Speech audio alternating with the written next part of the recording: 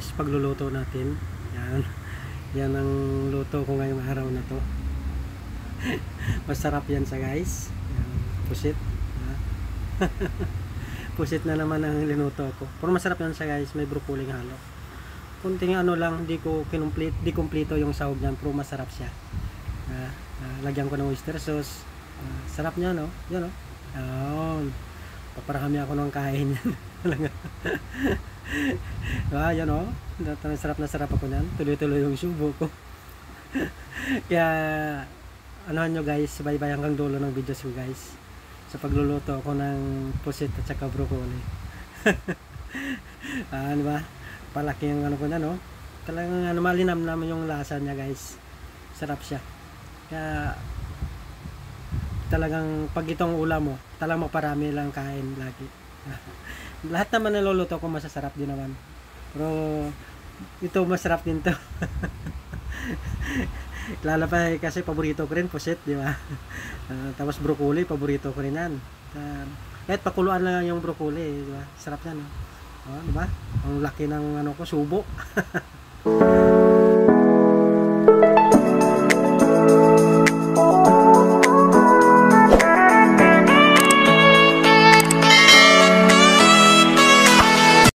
This video guys, ito yung simula na namalingki kami ng misis ko niyan. Habang hinihintay ko siya sa parking, videos ko yung mga ano, yung paligid ng ano ng palengke. Magandang palengke ng Taytay guys, sa may bagong palengke. Kung sino yung nakapunta dito. Diba? Malapit din yan yung ano, yung anong tawag dito, yung pamilihan ng mga damit, di ba? Mura ang ano dito, bilihin. Kaya subukan yung pumunta dito guys. Lalo pag mga damit, di ba? Nandito yung ano, kapital ng ano sa mga ano lang, sa damit. Dito siya sa palengke na to. Kaya habang hinihintay ko misis ko, nagbi-videos ko sa paligid. Pero sa kabila lang naman yung ano, yung mga damitan. Di ba? Malapit lang naman yan diyan sa guys. Ano? Di ba? Ang ganda ng ano ng paligid ng palengke ng Taytay. Ito sa guys. Dito na, mag-uwi na sa bahay. Ito na yung ano, ginadano ko na, fast forward ko na. Yung malulutuin ko ngayon, yan, di ba? Yung broccoli, may mushroom, tsaka yung ano, yung oyster sauce. Diba? Puro paborito ko lahat yan. Mushroom, paborito ko yung mushroom na yan, di ba? Sarap niyan. Tapos plus yung pusit. Igisa lang natin yan sa guys. Sibuyas lang at saka bawang. Yan sa guys, napapainit tayo. Painit tayo ng ating ano, tapos yung sa kabila sinaing naman. Ganun lang naman tayo guys, saing tapos luto. Basta sa bahay ako, yun ang ano ko, yun ang tuka ko, di ba? Magluto, di ba? Tapos sina-assist lang ako ng misis ko. Kuan-kuan na ako, ganoon ko nung tatanungan kami kung anong lulutuin, di ba? Ay paborito din ng mga anakins namin mga ganitong ulam. Sigurado to taob na naman yung ano namin, kardero. Pag ganito lagi ulam, nako, sigurado yun. Sure na sure talaga, diba? Di ba? Yung green ay pag golden brown natin yung ano, bawang. Paano natin 'yan? Sibuyas natin. Yun lang naman siya, guys, napakadaling ano. Pero masarap din siya. Simple lang naman pagluluto, pero pag iba yan kasi kumpletong-kumpleto talaga, nandyan lahat yung ano. Pero sa amin kasi siyempre sa mahal naman na bilihin, bakit mo pa ano, kung masarap lang naman, di ba? Lagyan natin yung ano, pusit. Ayos yung pusit yan, di ba? Sigurado na naman yan mamaya ang ano na sinaing. Katabi ng sinaing yan, puno na yung kardero na yan. Naghihintay na yan, naghihintay na maluto yung ulam. Lagyan natin yung ano, cubes. Lagyan natin ng cube, shrimp cubes, para masarap kasi pag yung shrimp cubes wala nang asin-asin yan siya guys. Basta ako yung magluto, hindi ko na lalagyan ng asin. Maliban ako sa sobrang maraming sabaw, di ba? Pero kung wala sang sabaw, wag mo na ano, hindi na kami naglalagay ng asin. Magic sarap. Magic sarap pa lang di ba? Ano yan, tapos ano pa ng oyster sauce mamaya, di ba? Ay kung lagyan mo pa ng asin, aalat na yan. Ganun lang naman yan di ba? Halo-haluin lang konti, di ba? O, lagyan natin ng paminta, o, pamintang pino. Ano lang naman yan. Tapos lagyan natin ng kunting bitsin. Anytime naman yung ano natin yan, yung aji na yan eh. Di ba?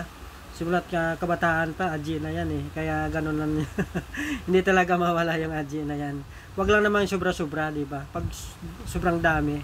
Katulad, late na naman luto mo, lagyan mo ng isang pack para namang ano, di ba? Para namang lulutuin mo yung katawan. Konti lang, di ba? Pitik-pitik lang naman. Yan ang sabi na pag sobra, maasan.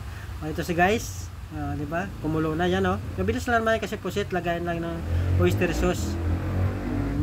Isang takal lang yan at kalahati kasi baka umalat, di ba?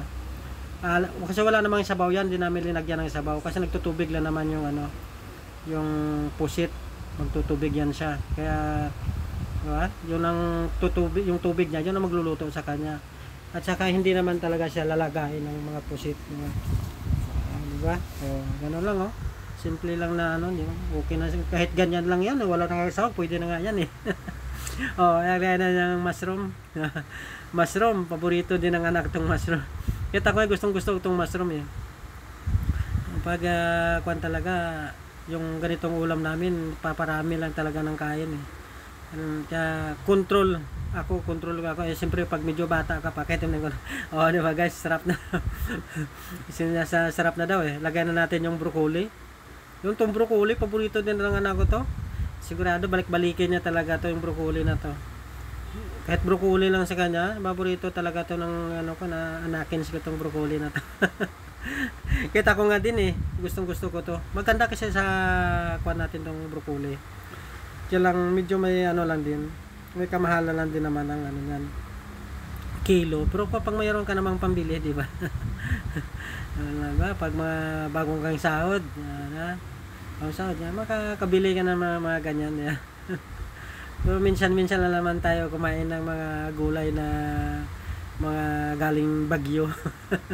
Galing Bagyo itong ano na to. Ako sa ibang lugar mayroon din naman ito eh, di ba? Takpan muna natin yan guys, pakulo-kuloan muna natin. Yung medyo ano naman siya. Medyo luto-luto konti, di ba? Mabilis naman lutuin yan eh. Yung ano, kunting kulo lang yun sa guys. Diba? Takpan muna natin. Silip-silipin lang muna natin. Yun ang kanin guys, oh. Di ba? Punong-puno siya. Kaya kwan lang. Control lang sa kanin, di ba? Mahirap na, hindi naman magsobrahan sa kanin. Pag tulad yung mga ulam natin, mga ganito, mapaparami din dapat sa kanin. Pero i-control lang din sa kanin. Huwag masyadong sobra-sobra, di ba? Kadalawang plato, di ba? Pero guys, medyo may sabaw pa guys. Hindi pa rin ano, lagyan natin siya ng cornstarch para lumapot naman yung sabaw niya. Diba yan cornstarch na. Kunting cornstarch lang para maglapot-lapot naman yung sabaw. Kasi yung sabaw lang naman ang pusit yun eh. Kaya masabaw kasi ang pusit eh. Inassist na ako ng misis ko. Sabi na, ang bagal mo ah. Ang bagal ko daw. Ito na sa guys, yan di ba? Pagkasarap yan di ba? Talagang lutong-luto na. Patayin na natin yan. Pisahan na natin yan. Salok na natin guys. Ito, yun magano na tayo, di ba? Kakain na tayo. Siyempre, di ba? Ikuha na natin yan. Igo na natin yan, di ba? Boy, go. Sarap na sarap tayo dyan mamaya. Ito na sa guys. Yun wow, sarap. Plus isang platong kanin. Ito na sa guys. Isang platong kanin talaga. Yun yan na guys. Ayos na ayos. Di ba? 2 plus tubig lang. May sabang saging tayong dessert. Pero bago ang lahat, magdasal muna.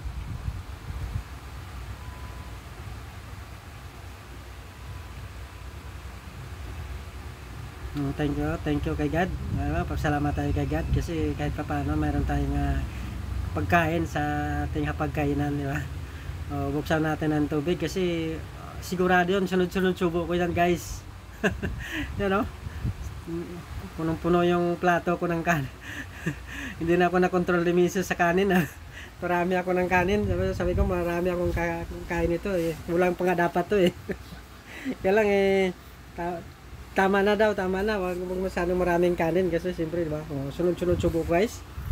Diba? Parang sarap talaga. Sarap talaga ako sa mga ganitong mga ulam. Sa gulay pa lang. Lahat naman na gulay, masarap din na ano. Pero ito kasi parang ano ko na parang namimiss ko yung mga ganito din. Bihira lang na ako magluto ng mga ganito kasi medyo may kamahalan kasi. Sa pusit pa lang kasi ano na mas mahal kasi yung pusit dito sa ano guys dito sa Taytay. Kaya mahal talaga yung ano dito. Oh, unang subo guys sa kanin para sinong lahat. Talaga na isang platong kanin para hindi yata ano ng 10 subo ko yung mga ganyan oh, talagang ano ka talaga parang enjoy mo yung ano mo. Enjoy mo yung pagluluto mo kasi napasarap ka sa ano, di ba? Sa subo ko pa lang talagang di ba? Ang sabaw niya pa kasi masarap ang sabaw niya wala na ngang asin yan sa guys kasi aalat yun pag linagyan pa ng asin ayan. Sabi ko kumain ka na, sabi mamaya na lang daw kaya nayaya akong kumain ayaw na kumain mamaya na daw sila kasi gusto nila yung timing na pagkakain. Ako kasi mabilis kasi ako kumain kaya lahat na ano kasi naka-ready yung tubig di ba? Parang sa sunod-sunod kong subo di ba? Kailangan panulak tubig kasi minsan lang naman yan tayo kumain ng ano ganitong gulay na ano yung broccoli kasi alam mo naman yung kilo ng broccoli may pagkano kasi ang broccoli di ba? Kaya sarap. Tatlong subo ko pa lang guys.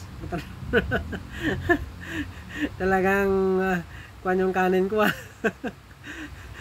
So wala nang kutsara. Hindi na mabibitin pag kutsara gagamitin Kaya kailangan na kamay lang talaga. Kamay na bakal. Pero alam nyo guys, pag magluto kayo ng ganito, sigurado taob yung ano niyan. Lalo pag medyo bata-bata ka pa. Siyempre marami kain mo pag medyo kabataan mo pa diba? Kahit ulam nga ano lang nga din simpleng ano lang nga din tuyo lang nga din diba? Marami kain mo ay mas lalo pag medyo ano yung ganyan na ulam. Yung sa broccoli kasi ako ano guys, hindi naman to siya pang special na luto pero kasi masarap kasi pati yung ano niya, yung soup niya, yung sabaw niya malasa dahil siguro doon sa ano sa cube at saka yung sa magic sarap din. Kaya tapos yung ano pa dagdagan pa kayong ano di ba yung gulay pa tapos yung mushroom pagka ano ng mushroom masarap yung mushroom talagang kuwan siya mas lalo siguro yung mushroom na bagong ano no hindi siya nakalagay sa lata di ba yung mga tawag nito yung mga galing talaga sa mga puno ng kahoy sa mga di ba may maraming kasi mga mushroom na ganyan sa puno ng saging ganyan di ba yung mga na yan yung talagang natural na no mushroom di ba di guys ubos. Ang dami kong sinabi pero yung subo ko talagang ang lalaki. Diba? Sarap. Talagang nabitin sana ako sa kanin. Kailan kinokontrol ko ng misis ko. Tama na daw. Huwag na mag-sobra sa kanin kasi di ba, alam mo naman, di ba? Yung pag sobra naman sa kanin. Kuwan ka talaga. Control na lang din sa kanin. Estimate baga. Mahirap pag masobrahan sa kanin Tapos yung broccoli nako pagkasarap sarap ang broccoli enjoy. Ito na sa guys talagang solve na solve pero bago ako magpapaalam siya mag-dessert muna tayo dessert muna tayo ng saba hindi kami mawala ng saba guys kahit ganyan lang yung ano yung saba hapunan na namin yan ganyan hindi na kami kumakain ng kanin, saba na lang, di ba? Matig 3 pirasong saba, dalawa, di ba? Okay na. Saba na hinog na saba. Ayos din pan dessert. Plus tubig, di ba? Kuwan ka talaga. Pero bago ako magpapalan guys, pa-share naman kung at saka pa naman kung nagustuhan yung videos ko, pa-subscribe man. God bless you sa lahat. Bye-bye.